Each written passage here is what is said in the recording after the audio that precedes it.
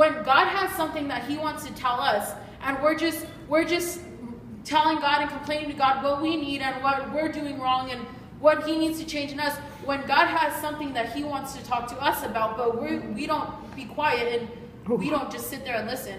Sometimes we just need to get down on our knees and say, you know what, God, I am here to listen to you because you have a calling on my life, and I'm going to sit here and listen to you.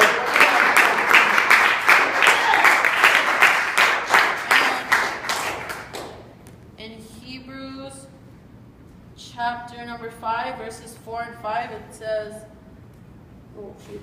Oh. Sorry, guys, I have a lot. Oh, here it is. It says, oh, shoot, this is the wrong one, too.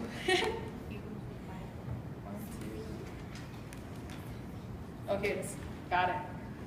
It says, and no one can become a high priest simply because he wants such an honor. He must be called by God for this work, just as Aaron was. That is why Christ did not honor himself by assuming he could become high priest. No, he was chosen by God, who said to him, you are my son, today I have become your father. Us as human beings, sometimes we want to put ourselves in a position to where we're going to be glorified and not God. But it says right there, plain and simple, we can't just make up our own calling and be like, yeah, I'm called to be an evangelist, so I'm going to go preach to everybody. No, we can't do that. We have to be called by God, because God is going to appoint us to do something with our lives. What God has planned for us will take time to be fulfilled.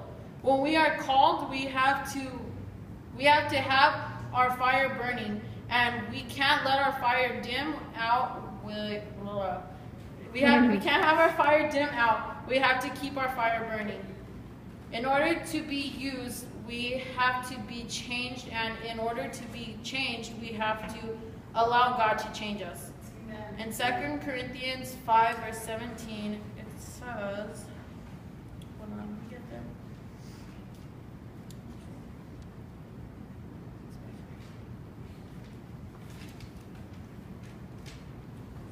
It says, this means that anyone who belongs to Christ has become a new person. The old life is gone, a new life has begun. That means that we have to get rid of the old, get rid of anything that's holding us back. Like Mondo said, we come into church and everything's weighing us down, like everything, just anger, frustration, your family problems, everything's just weighing you down. But we have to make the decision in our lives that, you know what, God, I don't want this anger, I don't want this frustration. I'm just going to give it all to you so that you can move me forward. And once we do that, then he can move in us and we will move forward. And it says, we can't change ourselves. We have to allow God to change us. In Psalms 52, chapter 52, verse 8,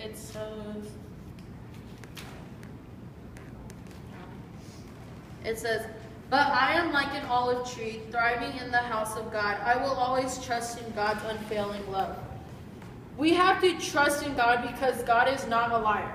He will not lie. If he tells you something, then it's not a lie. Like when Pastor Gabe told me that I'm going to come speak, and he's like, oh yeah, God told me that you're going to speak. And I was like, no, God's lying to you, you know? I don't have anything to speak. And I was like, no, I don't got nothing. I was like, God's lying. But then reading through my notes, I just read, we have to trust in God because God is not a liar. Wow. I'm preaching to myself here.